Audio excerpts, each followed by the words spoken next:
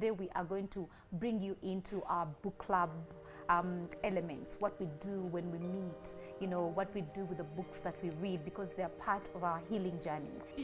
Some people don't go past the introduction, some don't go past chapter 1, because it's heavy. You have to love poetry, you have to love deep conversation, deep stories. Perfectionism does not just affect our careers, it also affects our bodies. It affects our experience of pleasure. It affects, because now you're already dismissing something, so there's no joy that is stimulated in the body. And you're the kind that can be celebrated in the huge parties, but you keep distracting yourself. You keep going away, you keep thinking, why did I do this? Why did I do this? That's quite something. Hello, welcome back to Heal with Doreen. It's been a while and I hope you've been really very fine. Well, this is a place where we get to talk about all the things and all the ideas that we can use as women and men to be able to remove the blocks to our pleasure, to our capacity to thrive, right? So Heal with Doreen is a place where we unlearn, is the place where we untangle things, is the place where we remember, it's the place where we revive, we ignite passion, right? And today we're going to delve into something quite tender, intricate, but oh my God, also look at how it has cost us our pleasure, right? I'm joined by one very beautiful, authentic, amazing lady called Chela, and today we're just going to talk about a topic. Today we are going to bring you into our book club elements, what we do when we meet, what we do with the books that we read, because they are part of our healing journey. So today's conversation is going to hinge around a book that we are reviewing today at Norfolk, that we're going to review with the other ladies that we have read the book with, but we want to bring you in, we want to involve you, we want to tell you about the book, we want to tell you why we chose the book, we want to tell you what it has done into us, because for us, we don't just read books, we let the books read us and tell us what they have discovered about us. So Chela, welcome again. Thank you very much. I always enjoy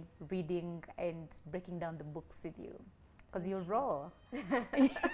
I've seen you move from like hiding all your light and then bringing your light and sharing your light. I must tell you today that your journey has been amazing to watch, thank you so much for joining me today. So tell me, what do you have up your sleeve?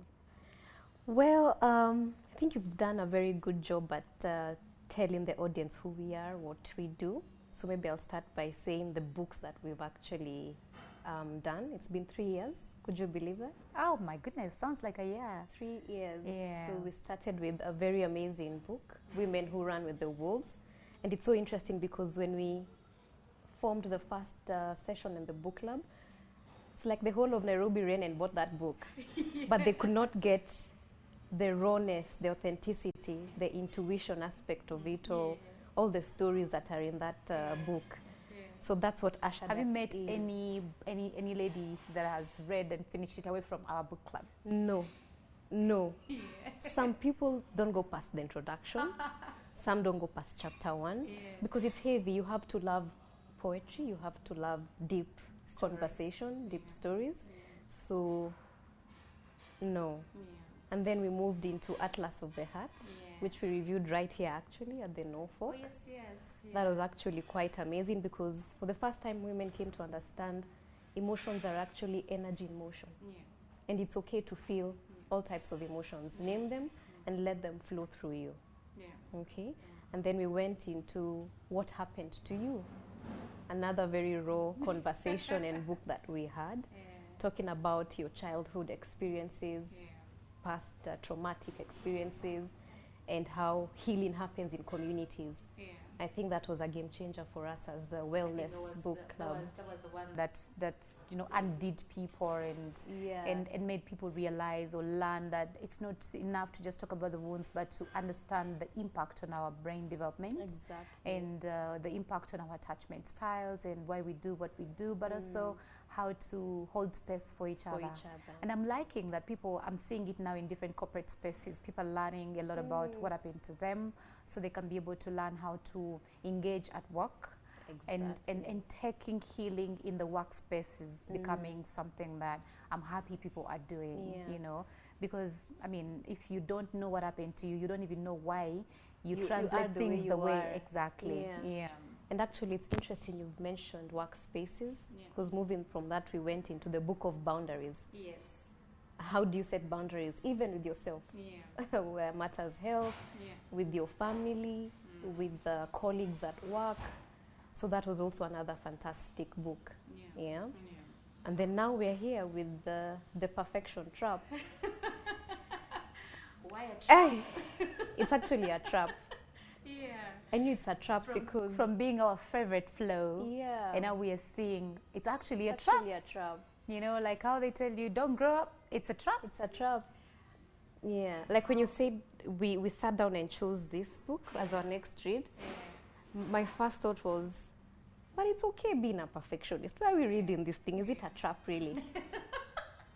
Up until we went deep into the book. That's true. I have struggled with people, with women, being able to come to terms with the fact that perfectionism is not a personality trait. I have struggled with, you know, even when you start talking about it and then why we say it's our favorite flow, it's actually out there. People say, you know me, I'm a perfectionist. Like they're trying to say my highest value. We say it even at the workplace. When you're doing an interview and they ask you, so which are your weaknesses? And you'll say perfectionism because you perceive it as a strength. So you try to show them, though the world tells me it's a weakness, this is how it's a strength for this role that I'm fitting. Meaning, use me. I'm here. I'm coming to strive. You know, we're already letting people know that that's what we're doing. It's interesting. It was for a very long time. You know, ladies will be like, "Oh, but what do you mean if we are not perfect, then we will not be able to achieve our goals? You know, then it means we're not ambitious. Then we're complacent. You know, when and you're looking as a coach and also as a healer. Perfectionism has been one of the blocks to almost everything that I have supported women to heal from, right? Perfectionism is like a 20-ton shield to orgasmic, right? It's a huge block to intimacy. It's a huge block to the squatting orgasm, right? Perfectionism is a huge block to conscious parenting. You know, like perfectionism has bred helicopter parents, you know. Perfectionism is at the center of hormonal imbalances, you know, it's at the center of the cortisol steal. Perfectionism is at the center of burnout, you know, the adrenal fatigue. Perfectionism is at the center of body shaming and body image issues, which as a society we do not know are really so deep, and it's like we're not even touching that problem. We are just, like the book brings out the whole consumerism and the supply economy and how, you know, we are being led to believing we can change ourselves, you know, looking for enoughness all the time. You know, perfectionism is at the center of self-actual, like failed dreams, of people not feeling like they're successful, you know, and striving and continuing to strive and all that. But mostly for me, it's the hidden costs of this, our favorite flow. It's what is it costing us? Okay, because women can be like, oh, well, it's serving me. It's working for me. You've mentioned the books that we've read. There's been, like, for me, a coloration. Because I've studied women, I've seen women's problems. And so when we chose to use reading as one of the tools to heal, because for our reading space is called the Sensuous Book Club, and we as sensuous women, we have had so many tools we use to heal. We have used to unearth so many things about us. We've peeled so many layers.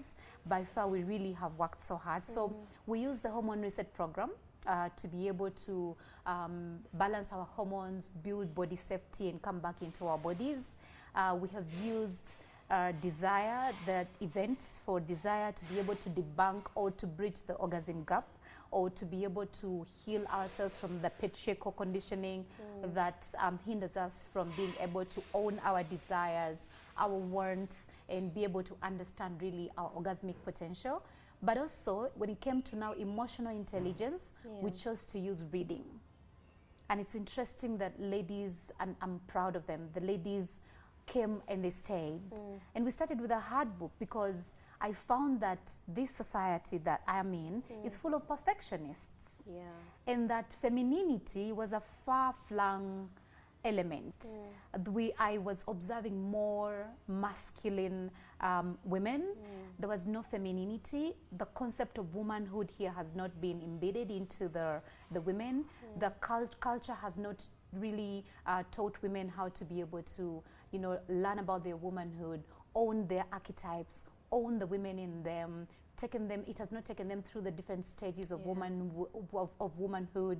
You know, so women are lost and confused. They are only dependent on, like, their health is outsourced. It's not, there's no agency. And so I thought to start with a book that helps women that connect with their femininity, understand the importance of femininity, of connecting with it, but also how to use femininity to heal. To heal, yeah. Because it's one thing to just, you know, say, oh, I want to be feminine, but how can it heal you? You know, how can you already heal others even? How can even it heal others? Yeah. So Women Who Run with the Wolves, you know, took the ladies, and I know it was a hard book because most of that is not trained, is not taught. And so the concepts we had, and it was so hard that we decided to even be reviewing chapter by chapter instead of reviewing the whole book, right? But the Women Who Run with the Wolves is more like the women's Bible. Because even all these books are but segments of what Women Who Run with the Wolves brings out. So it brought out the concept of, we were not taught to emote. We were not taught how to connect with our emotions. We were never really taught the language of emotions. And so we have communication issues, but also there's misalignment. What the brain thinks and what the body is thinking. You know, what the body, the sensations in the body, and what thought patterns or what thoughts we have about the sensations, completely different. You know, you find, you know, a woman is feeling something in her gut and she's confusing it for something else. What is anxiety is confused for love. You know, what is fear is confused for connection, you know. So then I got to realize that we need to tap into the emotional palette, and then the Atlas of the Heart did take us there. But then I got to realize that when we talk about trauma, so many women are also as dismissive about trauma as they are about perfectionism. So many women will be like, no, I grew up well. I had parents that, you know, that did their best, really. I am grateful. But then they have attachment wounding. Like, they're anxiously attached. They are avoidantly attached. And I'm like, let's just go back and see, how were you loved? How were you loved, yeah. Let's not think about the other elements of trauma, or like accidents and maybe birth trauma or rape. Let's look at how were you loved. And I got to realize that people don't understand the emotional development of the brain, that people didn't understand really what is expected or what their psychological and social needs are. So then I picked What Happened to You, so that we can understand you needed soothing. You needed a parent that sees you, that understands you, that makes you feel like you belong. You need a parent that makes you feel safe, you know. You needed parents that make you feel like your independence, your autonomy is important. You needed parents that give you presence, not presents, you know. You needed parents that teach you worthiness before your 7 years. You needed to know what your values are. And so you meet women and you're asking them, so what are your values? And up until we're older, we are not able to quickly say what our values are. And so you find the relationship issues we have are stemming from a sense of unworthiness, of not feeling enough. And then that's it. The perfection trap. So then I got to realize, wow, there are so many ways the brain adapted in the absence of nourishment, in the absence of safety. The brain adapted. You know, as a child, your brain is clever. All it wants is love. It will perform for it. And we see many women performing for love. So now we are a bunch of adults that are performing for what we never got. Because we have not yet been taught how to go and untangle. We were not taught how to mother ourselves. But then again, we don't even know these ways in which the brain adapted. So there are adaptive skills that the brain came up with. And so I thought, let's read one of them. And that's when I Perfection. thought perfectionism, Yeah. which is what they think is good, right? Let's look at the hidden cost about it. Yeah. Guess why I also came up with the perfection trap? Because there's, when we're reading What Happened to You, we said, let's not look at the wounds only. Let's also look at the wisdom, Yeah. you know, that we got from the wounds. Yeah. So there's a reason why we are still stuck with some survival skills. There's a reason why you're still acting as a perfectionist. So well, let's look at what is it still serving me. And I think most people protect their perfectionism because it's still serving them. It still serves them, yeah. It's still protecting them from something. Yeah. And until they've found what that is, they're not going to look at the hidden cost. And so I said, no, let's go deeper. If we understand the hidden cost of perfectionism, maybe, then maybe we will give it the relevance, or we will be able to think about it and see where you know, it comes through and all that. So I just want you to take me through your own reading of the book. How did it work you out? What did you learn from it? And mostly I always like to know what your aha moments were when you're reading the book. Yeah. Yeah. Like I said, I was not sure this was the read for me, Yeah. maybe because I was running away from my belief that being a perfectionist is actually a good thing. You talked about it serving you. So as I went along, I reached a point in the book where it's talking about healthy and unhealthy perfectionism. And I was like, yeah, it can actually be good. You're still looking for it. I'm still looking, I'm still validating whatever and how it serves me, right? But as I read along, I actually saw the author talk about excellence, right? And how maybe actually what most of us pursue is excellence vis-a-vis perfectionism. But my biggest aha moment was being enough. I was thinking and saying earlier, it's such a cliche statement for me. Everyone says, I am enough. You go on social media, I am enough. And it speaks volumes. Everyone's like, yeah, I am like enough. Yeah. Okay. But when I read it in the book, it was brought out in a very interesting perspective. Why do I say this? For me personally, I always feel like I need more. I need more. I need more shoes. I need more dresses. You have to start with shoes. I need smoother skin. I need more products. I need to cook this meal better. Yet I'll cook it for you and you'll say this is the best I've had. But I'm like, no, it can be better. So I'm stuck in a rut and a circle of I need more. So how the book brought it out is actually just think of enough based on what you feel around you is not enough. Right? And that it was different for me.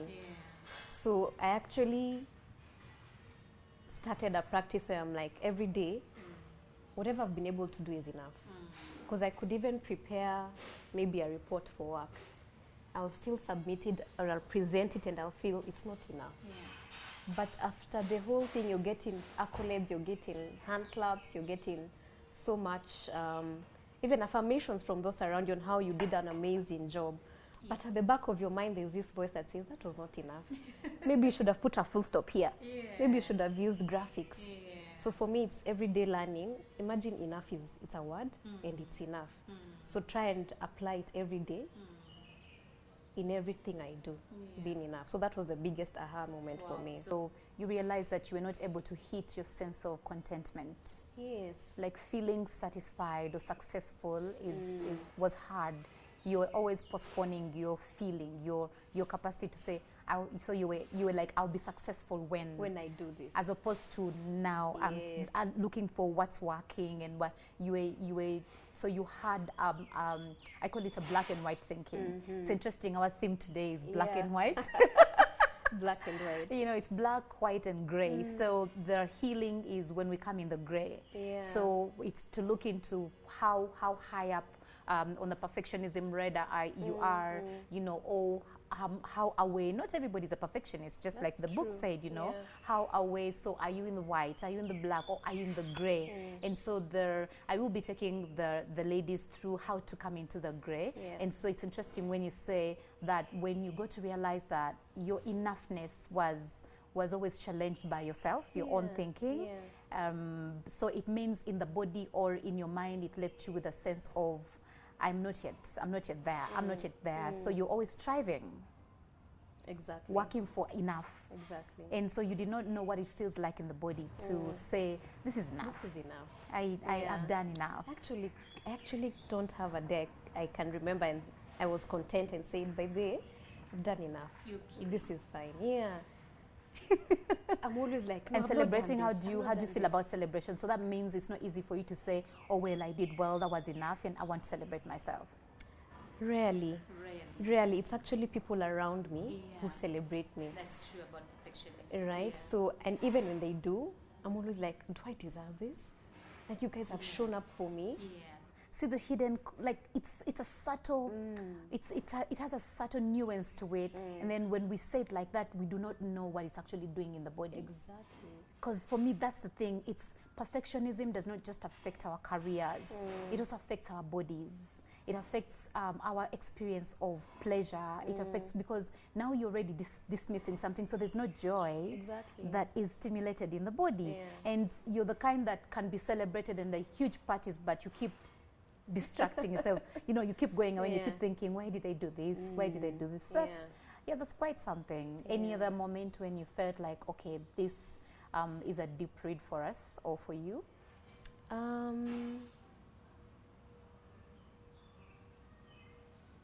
I think I'd say in terms of how I show up for other people.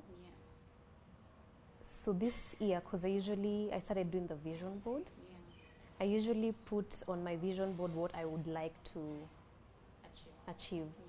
And part of it was showing up for others. What do I mean? Especially my family. Like, I would always find myself on the run. Like, I'm only with you for 5 minutes or 10 minutes, then I always have somewhere to be. Until one of my very little nephews said, but you never stay. Why are you always leaving? So that really got me thinking, I'm actually always not living in the moment, being mindful. I'm always literally just chasing after the next thing. Chasing after the next thing. So part of this book has actually taught me, imagine it's okay to slow down and change how you show up for others. Because I was trying to, my perfectionism style is self-oriented. So the book talks about individual or self-oriented. So tell us, there are different types of perfectionism. They're called the dimensions of perfectionism. Okay. So there's self-oriented, where you're the one who castigates yourself. You're telling yourself, I don't look good enough. That speech was not good enough. That food was not good enough. I could have done 1, 2, 3 better. Right? And then there's socially oriented perfectionists, where it's society that actually gets you into that space of, I'm not good enough. Like the pressure is from society. Pressure is from society. You want to look good, you want to please for others. You're always thinking, what are they thinking? What will they say? You're performing for others, but not for yourself. So the pressure is coming from your perfectionism, is the pressure that comes from outside. Okay. Forgetting the name of the third one. The other-oriented perfections, right? But it's not. It's more of a mixture. It's a mixture of the two. No, other-oriented perfectionism is for you. You're more like a pushover. Like yours is you want others to be perfect. If you have if you have a task, you just want people to do it so well. You don't want mediocrity. You don't want people to say, I want to do this and they don't do it so well. So yours is you place it on other people. Yes, you place it on other people. Correct. Your perfectionism style is that you want others to be perfect. You're always wanting others to be perfect. So mine is the individually oriented, the self-oriented. So you're self-critic. I set my standards so high. You set your standards so high. Yet no one is actually setting or holding you to the same standard. And that's the thing about self-oriented perfectionism. You imagine you're talking to people because you set standards so high and you imagine we know them. Exactly. And I imagine that I know when I fail. Exactly. It's so interesting. Like people even, like they're crying over things we don't know yet. Exactly. It's an interesting one, and then the book brings out the research that majority of people now have both self-oriented and so the more so self-oriented and socially oriented. So there are those who blend the three, but the ones who blend the two are the majority. And so there's the other oriented one. Let me tell you when I found out that I was a perfectionist. Although I am a recovering perfectionist. Self or socially? Other. I was other. Interesting. That's rare. It's the rare one. So you remember the book talks about the how perfectionism comes about. So it talks about the genetics, it talks about trauma, then it talks about social. So it hinges more on the social pressure and how social pressure is by far now the biggest driver of perfectionism. But in the healing, we have come from the other two. Remember when we talked about when we used the blood group concept? And so you know your blood group. You know your blood group B, I'm an O, there's a blood group A. And we used to talk about personalities, but we looked at perfectionism along those blood groups. Can you see that the genetics can actually bring that in? 100%. So you can tell blood type A's are other or rather socially. Because A's look like extroverts on the outside, but they're introverts. They care so much about what people think. So they ruminate more, and then they go. Their nervous system state is flight mode. You know, so you can tell that is either based on, because even the book describes, you know, what they do, what you do, what you become when your perfectionism style is socially oriented, right? And then you can tell blood type B's, it's basically all of them, you see them, and majority of them are coming. So but you can tell now, if you can see most of them, because at least you know most of the B's. You can see they are like self-oriented perfectionists. But look at O's. Even if you pick out 3 among the O's in the group, you can see the other oriented. They're other oriented, because the perfectionism doesn't affect them. They're mostly optimistic. Then they're lucky. They can create a sense of enoughness. They're risk takers. They're not like you guys, B's and A's, who will analyze and overstrive. I feel like you're not rigid as well. You're not rigid. Like you're not rigid. Blood type A's are more spontaneous. You guys are more rigid. So if there's perfectionism, let others be perfect. So when I was pregnant, is when I found out I was a perfectionist. It's interesting, when I'd be pregnant, I'd be restless seeing my husband do nothing. Imagine, I would be restless. I would just want to see him doing something. And he loved to, not love, but he was very supportive. So he would be cooking. I remember my first pregnancy, he would cook my dinners. He cooked the vegetables, because I would not smell garlic, but I would be okay to eat it. So I would just literally enjoy seeing him clean the house, cook food. And the moment he would sit down, I'd get restless. So I felt like, that's a bit too much, Doreen. But I would be happy when he's working. When he's not working, I'm crying. Well, second pregnancy. So the second pregnancy, I remember I would wake up, and then the second pregnancy, when I would get hungry, even just a sensation of hunger, I'd get nauseous. And when I would get even just a sensation of hunger, I would want to eat immediately. So I would make sure I cook before the hunger comes. And now if the hunger would come when I'm sleeping, I'll just wake him up and tell him I'm hungry. So I would expect him to jump. Immediately. Because my hunger is not going to wait. Wow, this particular time I won't forget, it was 4 a.m. I just pushed him a bit and said, I'm hungry. Poor thing, he has to toss and turn and, like get off the sleep, because I've woken him up, it's 4 a.m. But let me tell you, Chela, I shouted. I shouted. I sat up, I cried. I said, I want food. I went running and brought the food. He didn't come back home for 2 days. You must have shocked him. Wow. But you could blame the hormones. No. How do you relate that with perfectionism? I could. So you see, pregnancy will exacerbate things, but honestly, it's trying to show you what has been underlying. Oh yeah? Yes. So I just asked myself, but it's true. I just want to see this guy working. Why is it that I find joy in him being active? It's not so much about the hunger. Like, I wanted him to jump. I wanted him to walk. I wanted him, And so when I sat with it, I realized it's not so much about the pregnancy. I think I am a perfectionist and I'm a pushover. Let me tell you. I go to see my maid story. So I would never stay with a maid for more than a year. In fact, 6 months was long. And for me, I was like, oh, well, I have standards. You know, they don't meet my standards, I release them. Oh, I see where you're going. You see? Yeah. Then I started noticing, but wait, my standards, it's as if they're never ending. You know, people will do this, and then the way when maids would be working for me then, it's as if they would be walking on eggshells.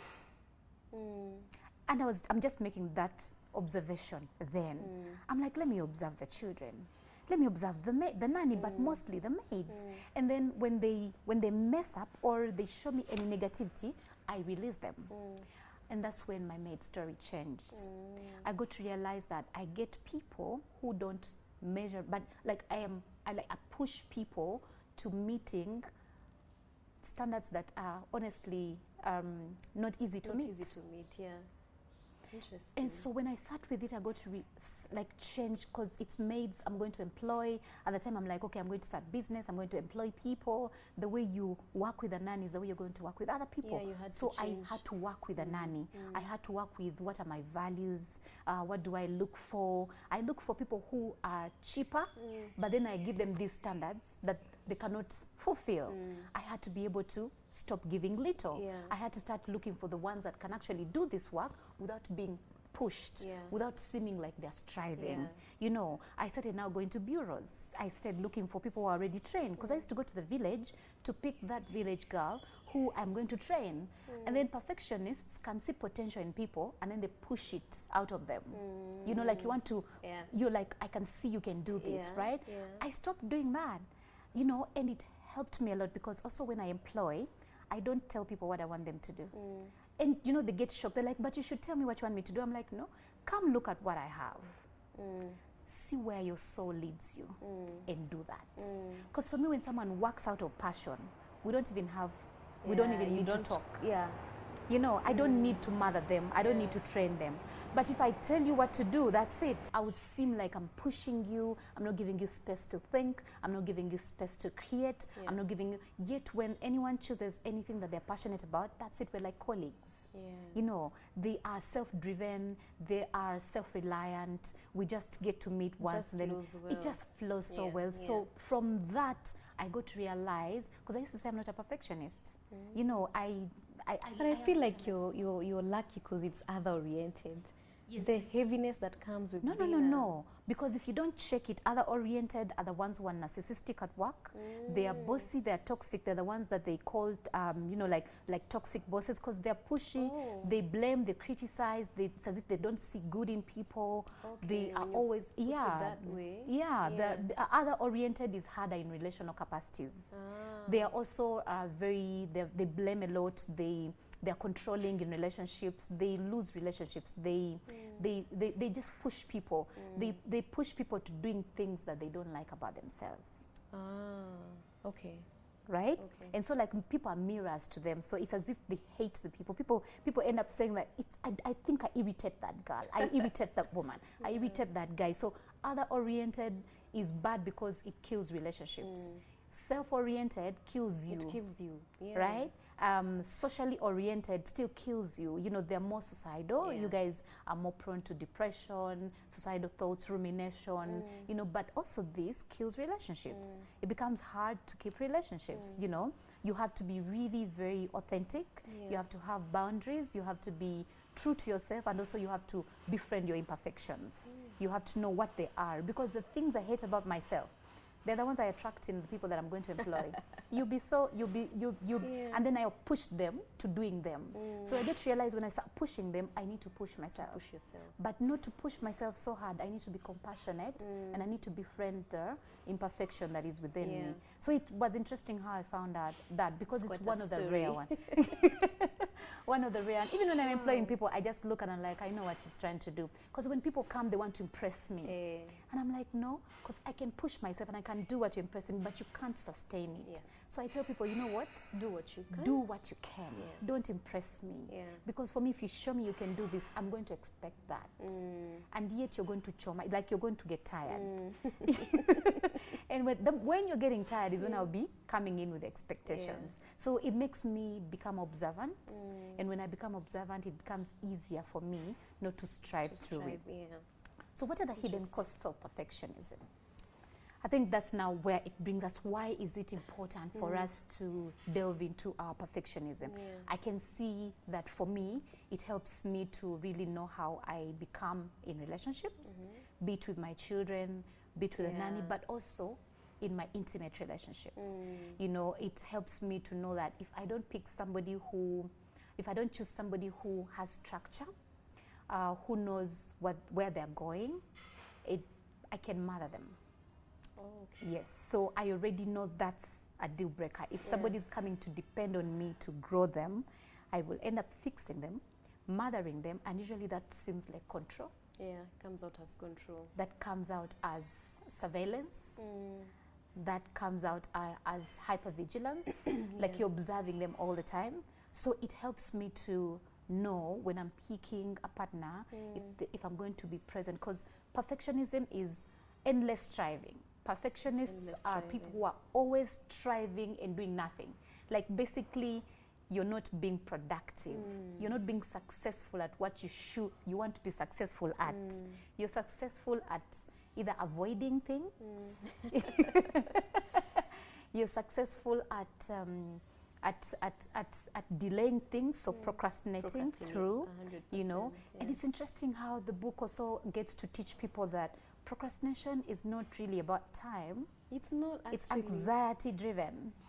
That was actually another aha moment. Tell me more. Because for me, when it gets to Sunday afternoon, I start getting anxious about Monday. Oh boy. So I don't know where to place that. Yeah. And I'll keep on procrastinating what I need to do to get ready for Monday. So those people that don't get to rest on Sunday, you are already anxious about the week. That you end up not preparing for it. And then there are things like, for example, chores I'll need to do, or even work things I need to do during the week. I'll keep pushing it. I procrastinate it. But you rightfully say, and so does the book, it's not actually about time. No, it's not about time. So I think what I'm trying to say is that was a big aha moment for me. Because we actually label ourselves and say, I'm a procrastinator, but I still get it done. I know. I'll work well under pressure. And that's where burnout comes from. Yes. Can you see that? Yes. So you're a perfectionist. On the outside, you look like you're working hard. You're even panting. But the truth of the matter, you're not successful. You know, you're like, you're striving, but you are unproductive. Like, it's a paradox. You're working, but you're actually unproductive because underneath you're not able to start anything and finish it. You jump from one thing to another. You know, you're not able to deal with anxiety. When there's anxiety, you're more in your emotional state. You're not in your thinking brain properly, so you're not using that, you know, that properly. So you end up just like, you iterate and like you keep on like coming oscillating from oscillating between. You're not able to focus and do one thing and finish it. So you end up having a lot of anxiety in the body, right? And it gets you tired. So you're seemingly so tired, but then you've not done anything. What you need to do exactly. That's true. You know, so on the outside, oh my God, that woman is so hardworking. But this woman is so tired, she's panting. And this woman is not hitting the targets, you know, and she knows that she's postponing things. So perfectionism creates this striving. So perfectionism doesn't just affect careers. It doesn't just affect our way of thinking. Perfectionism also affects our bedroom. It affects how we show up in the bedroom. Perfectionism affects our capacity to climax. It affects how we desire, how we want. It affects our capacity to be present. Because, you know, perfectionism is performance. So you bring the performance in the bedroom. Yet sexuality requires presence, right? So then perfectionism has become one of the hindrances to intimacy, right? So I see that as the hidden cost to perfectionism. Some of the hidden costs. One of the hidden costs to one of the biggest, because you and I understand that if we have perfectionism, so let's look at what it does to the body. Mostly you're going to be in flight, fight, freeze mode, because when you're procrastinating, you're frozen. You know, you need to throw yourself. You know, you're frozen. But then it means also you're capable of fawning, dissociating. You know, most perfectionists will tell you that they avoid sex. Their bodies are there, but they're not there. That means they're the biggest fawners. To fawn is your body is there, but you dissociated to a different place in your brain, and you're not connecting. So you're not present. Yeah. You're not able to be mindful. You're not present, right? Or they go into fight mode. So they start performing, they start doing. Their sensuality is about performance. It's not flowing, you know. Their desire is outsourced. Does it think I'm good? Am I beautiful? I'm going to do this, I'm going to do this, I'm going to do this. It's not... You're not in the present moment. Like it's not flowing. Their desire doesn't get to flow. So you find that what is called sex for people who are perfectionists is a performance. It's not, they're not present, you know. So when you do that for a long time, then you start numbing. So perfectionists have an armor. They have an armor around their heart. They have an armor in the vagina. And so they start numbing. And when they start numbing, sensation goes lower. Yeah. So then their desire, rather their libido becomes responsive. It's not spontaneous. Okay. So this is what society has done to us. Like the book says, society has driven women to become perfectionists. It has driven men to become performers. Performers, yes. Right? Yes. And then all of us are just shallow. I think there's a podcast you and I shared about casual sex and how it's affecting women, and how actually, you know, the danger of casual sex. Yeah. We've gotten to that because we're not feeling anymore. You're not feeling, exactly. There's we no are connection.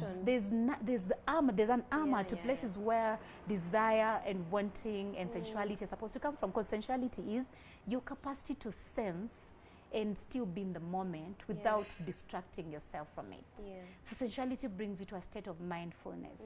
Now, you cannot squat when you're not in that place. You know, you cannot. Squatting requires that you can fully be in your body. I think my sorry to cut you short, my perfectionism. You see how you talked about black, gray, and white. I think where bedroom matters are concerned, I'm fully gray. Oh, nice. Like I never struggle with perfectionism or performing, or, you know, putting up an act. I think I should thank God for that. Or something. Is that somewhere you were, or is there something that you did to get there? I don't know that is there something I actually actively did. I just feel. You start feeling. I choose to feel. Okay. Before I could say I was in my head. Like, am I taking too long to... Especially that part, I'm taking too long to orgasm. Is he tired? I kept asking years back, are you okay? Are you okay? Instead of now moving away from that and feeling. So I think what I did subconsciously is choosing to feel. Choosing to feel. Yeah, because I don't struggle. That's a good I don't struggle with that. I like when you get to say that there's a place when you used to be in your head and then you chose to feel, and how that became or can be very important, because, you know, you get to feel. When I was pregnant, after giving birth to my firstborn, my libido went down. And so when it went down, I wanted it back because I'd known what I felt and how I wanted it, right? So I remember also telling myself, if he touches Mickey Dogo, I'll say, I want. Reframing. Like reframing, instead of, no, not today, no, I don't want, because perfectionism makes women postpone sex. It makes women not show up. It makes them come up with excuses. And so I didn't want that. So I just told myself, because if I'm not in my body, I won't feel, so I won't get lost. I used to like the whole element of when I'm not performing, right? The place when I'm not performing. So I told myself, should he touch me like this? I'll say, I want. And then I'll tell myself, I want more. And then I start feeling exactly like you said, I feel good. And then I say, I want to desire. And then I say, I want you to touch me more there. So somehow when I would just get that, I would find I'm in my body and I'm lost. So that's one of the good ways in which perfectionists can get out of their heads and into their bodies. Then I did something else. Because we are performers, I wanted to know that I'm actually totally present, right? So you do not know when you're not performing, because again, we're coming from a background, not even just a background, still society of, you need to look like this, a certain way to look sexy, to look pretty, you know, is your hair looking a certain way and all this. So you work those things up a lot. But imagine now you're staying with someone and you're waking up and your hair is not done, your nails are not done, your makeup is not done. You know, are you able to accept yourself?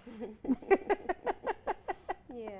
You know, and when all those things are off and you're raw, are you accepting yourself? But you notice that women are just still questioning, am I enough, right? So I came up with the orgasmic meditation. Right? So I wanted days when I can be selfish and the days when he can be selfish. I wanted to create a day with my partner where it can be all about him. And then a day when I can take without needing to perform. Because for me, reciprocity would come so easily. I would think if you do this to me, I do that to you. But I wanted to just receive pleasure without having to have an end game. Like I just wanted to know what it feels like to receive without performing for it, right?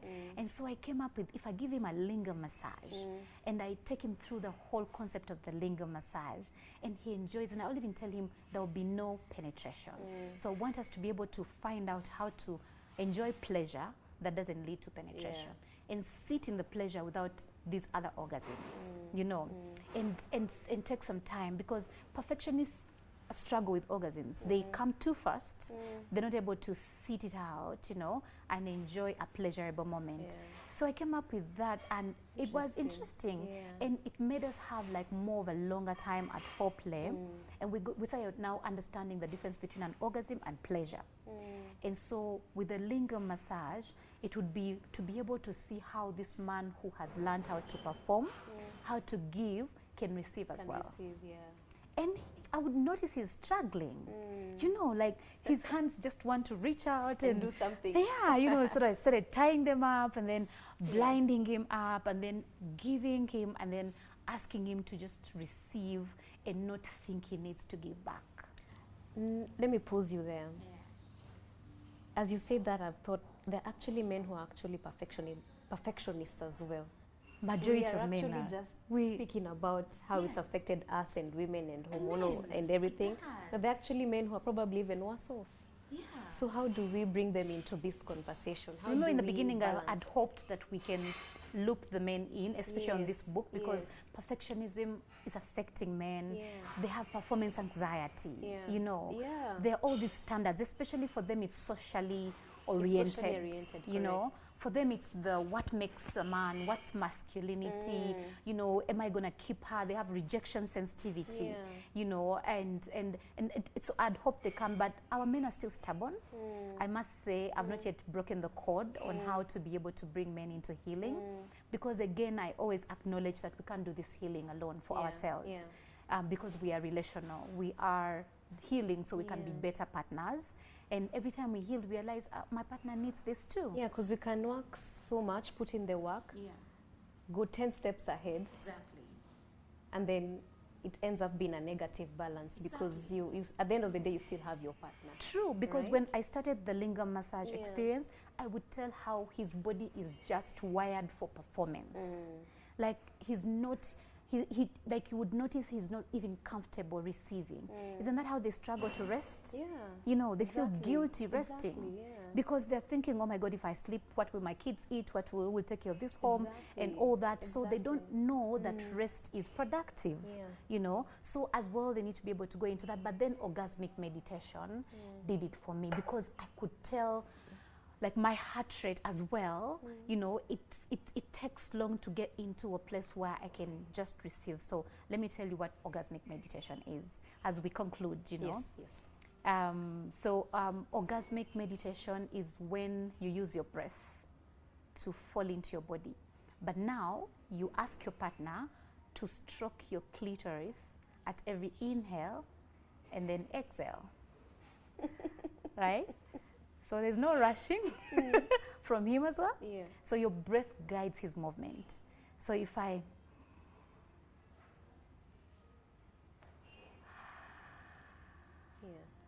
You know, so... And then exhale.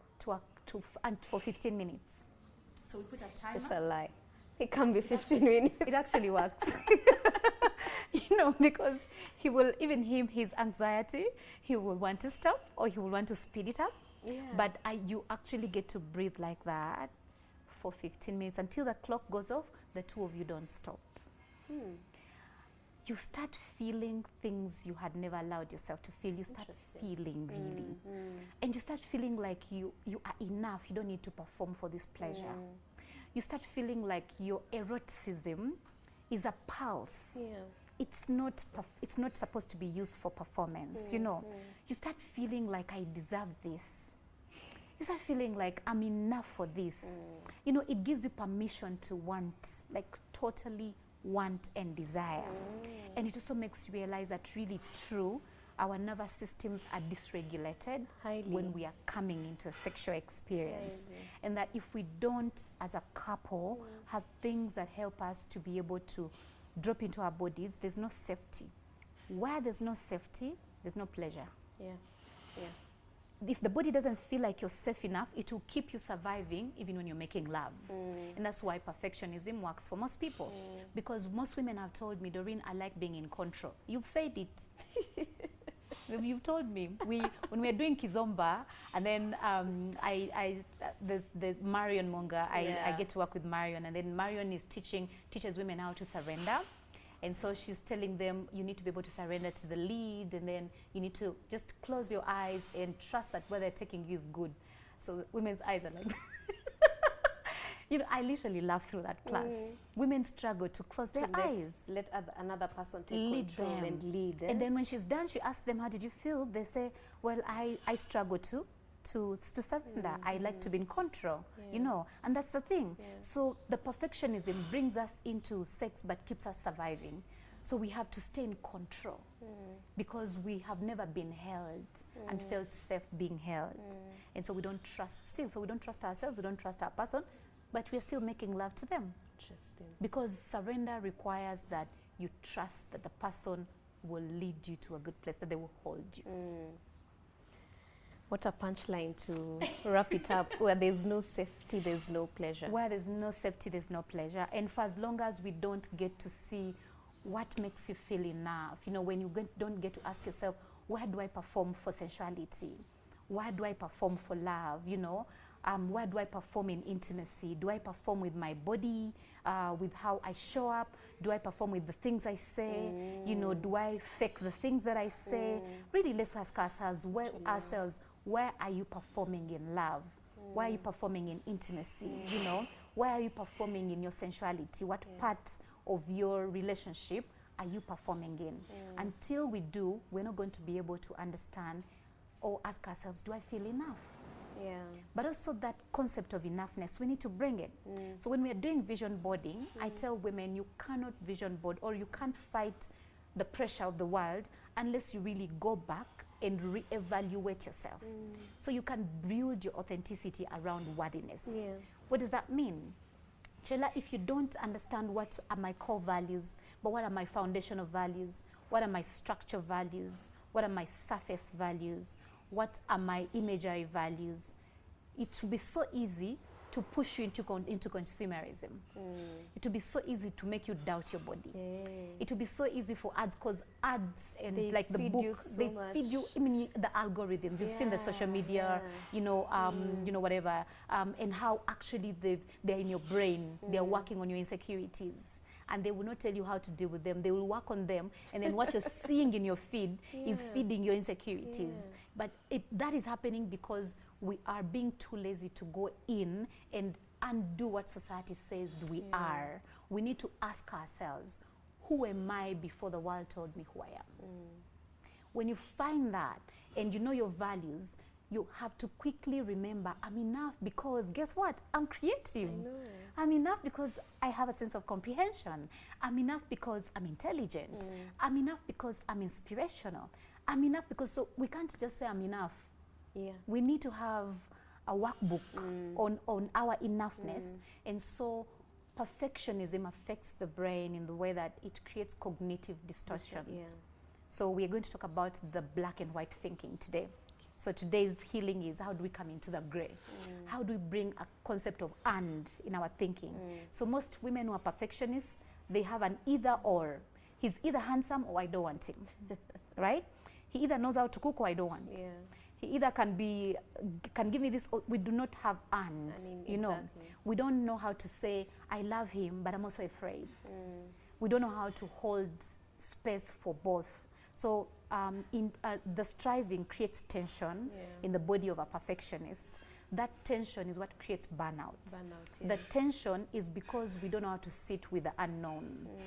You know, because surrender and presence require you to know how to sit in the unknown. The unknown is the gray. The unknown is where the and or is being able to know how to sit with the and go away from the all or nothing thinking.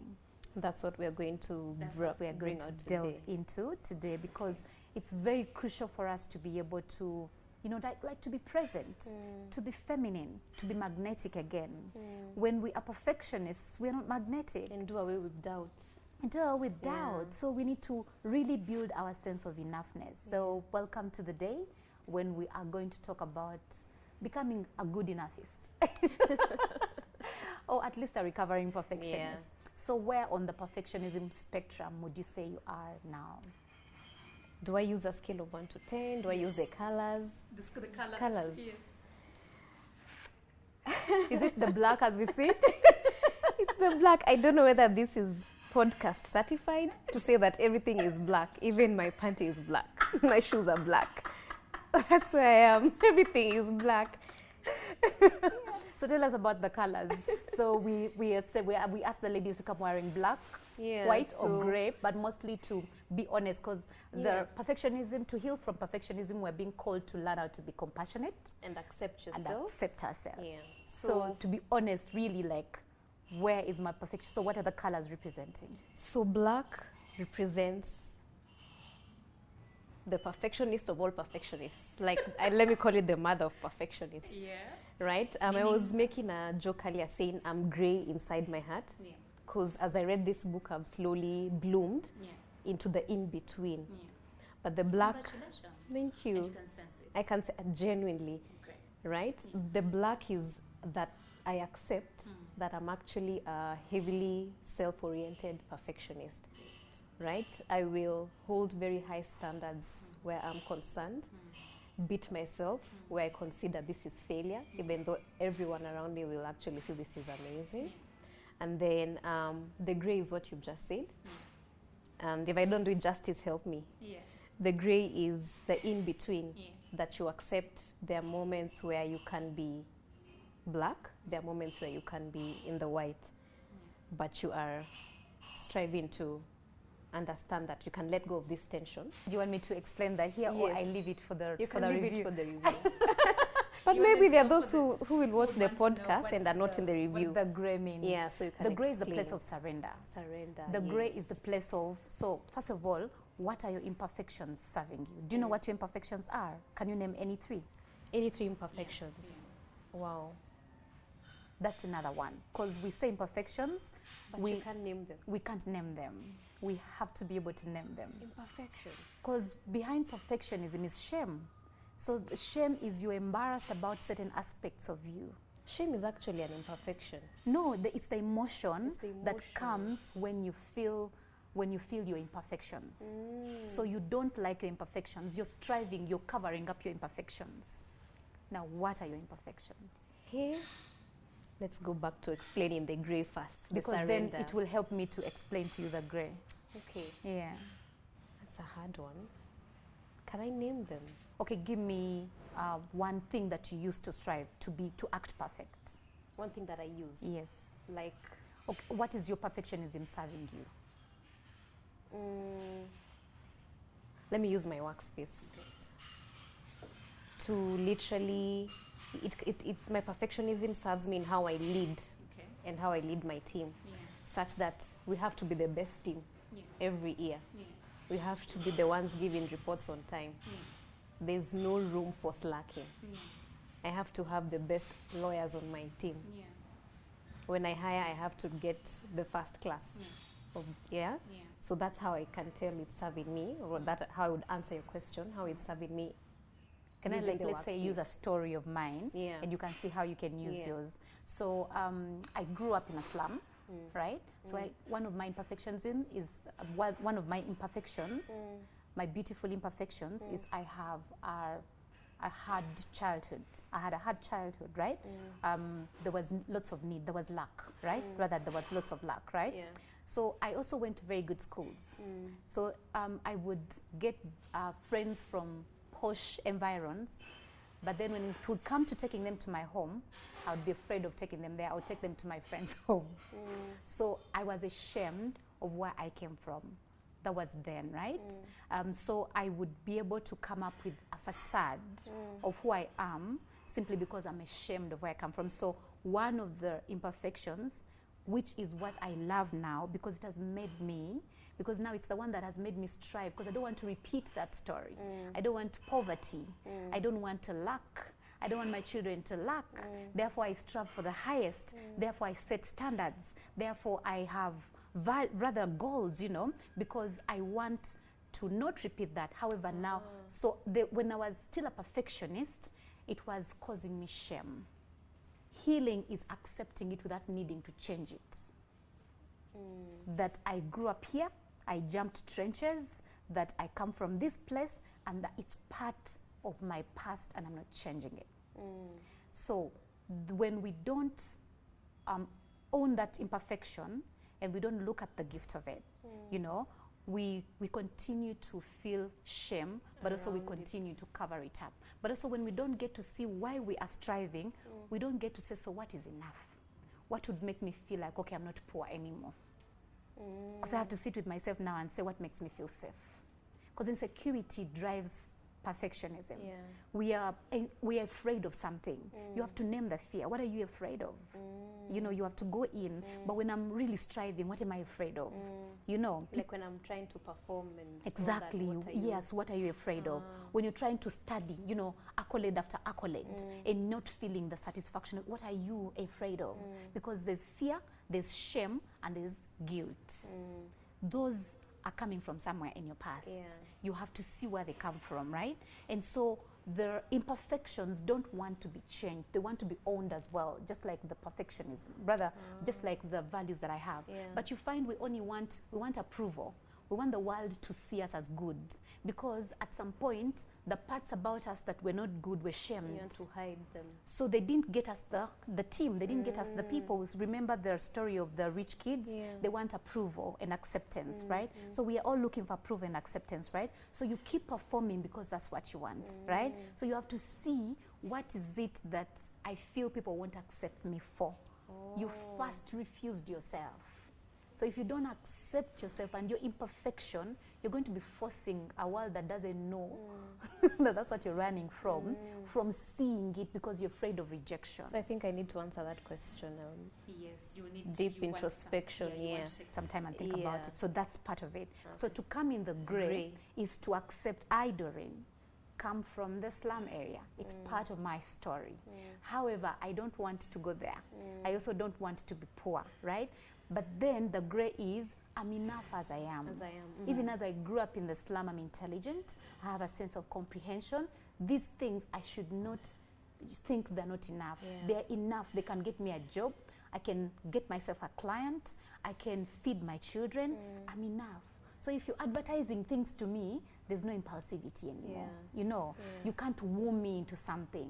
I can't go in a relationship because I'm looking to be saved, you know. I have to begin with, I'm enough. So to come in the gray is to really be honest with yourself. What would make me feel secure to be here, to be present? So that I know, yes, I want good things, but I'm also not denying the bad things about me. They all have space. That's what makes me human. Because our humanness, again, is the imperfections and the perfections. We need to first love ourselves. The white, before we introduce the next book. You've not talked about the white. The white one? Black, grey, and white. So he talked, Thomas talks about the traces or the roots of perfectionism. So he talks about genetics, he talks about trauma or one's upbringing, the nourishment, you know, how you were loved basically, and how the brain developed. And for me, it's really how I play with cognitive distortions, you know, to be able to help people reframe our automatic negative thoughts, right? So it's how your brain developed based on the nourishment that you got, right? Then also he talks about social pressure. Now there are some people, like he talked about his grandfather, there are some people who strive for excellence, and they are really not, they're not perfectionists, right? They can be seen to have standards, but they're not fazed by people's opinion. They are not affected by people's opinion. When they fail, they say, I tried. And then failure is something beautiful for them. You know, when they fail, they acknowledge that, you know, this was failure, but I tried. They don't go beating themselves about. When they win, they clap for themselves. They don't question, really, did I do it well? You know, like how he went for a TED, and then they told him he did well, but he's thinking, but he was like, yeah, you know, and yet he flew all the way. You know, he didn't enjoy even the you know, the journey and all that. So those are the ones in the white. So that's a good thing. That's a good thing. So that's the healthy perfectionism. So he doesn't like to call it healthy perfectionism, because perfectionism inherently is a trait of obsessive compulsive disorder, right? So he says it's excellence by itself. Okay. So those are the ones, we don't call them perfectionists. We say they strive for excellence. They have standards without letting those standards affect their bodies, their brains, and their sense of self. I really want to see who's wearing white. I've seen one already. I've seen you in white. So I'm in white, I have gray, I have black. I oscillate. I allow myself to be and or, you know. I can sense when I am being, exactly, when the trigger is coming on, and I know how to move myself into the gray. And I also have standards, and I know I can feel content, and I know when I'm in a good relationship, or when I become a good mom, or, you know, like I don't like to say that I am totally white, you know. No, because the black is a part of my past, is a part of my story, and it has served me to becoming the person that can see white. Oh, amazing. Yes. I love that. Yeah, so it's the gifts, the gifts to imperfection. Yeah. And I think we'll talk about that. So our next book is going to be Gifts of Imperfection, because we run away from the imperfection, and just like you said, I think I don't understand, so now this is going to be how you delve there. Remember how I took you into that one? You're like, I'm not sure, but I'm like, I think that's going to be your book. So I think this is going to be your book, because we need to be able to befriend them. We need to see them and go through the discomfort of accepting them. Some of us, they've been blocked away. We can only see them through fear, anxiety. You know, we see them through guilt, self-judgment, but we can't name them. So this book is a good follow-up to when you learn that you're perfectionist, you need to now go and learn, what are you running away from? What are you covering up? What are you performing away from? You know, what's making you a performer? But now, not just to look at the imperfections, they have gifts. They have gifts. Yes, we can use the imperfections. We don't need to, you know, chuck them away. You know, like most healers will tell you, you have a shadow. So that's the shadow. We need to go into the shadow and befriend the shadow. Excited? Yeah. Lovely. So we hope we can come back here and talk to you about gifts of imperfection. But remember, if you want to learn about yourself, you know, I have a program called the Soft Power Program. The Soft Power Program is for a woman who is tired of striving, the woman who is tired of performing in relationships, the woman who is tired of performing for sex, the woman who is tired of performing to be a good mother, you know, that woman who wants to feel good enough, that woman who wants her body to heal, you know. Perfectionism causes hormonal imbalances. That woman who, because when we go into midlife and we are still performing, then now it becomes harder, right? We're not able to access the gifts of, you know, our second phase. We call it the second spring, right? So that woman who wants to go into her second spring, you know, in pleasure, you know, in presence, when she can feel herself away from performance, right? So you can follow me on our Instagram, which is Wellness Together. You can also email me. So you can be able to email me if you want to join the Soft Power Program. It's a program that has been designed for those who are struggling or those who want to heal from perfectionism. Until another time, I'll see you. Stay well. Thank you.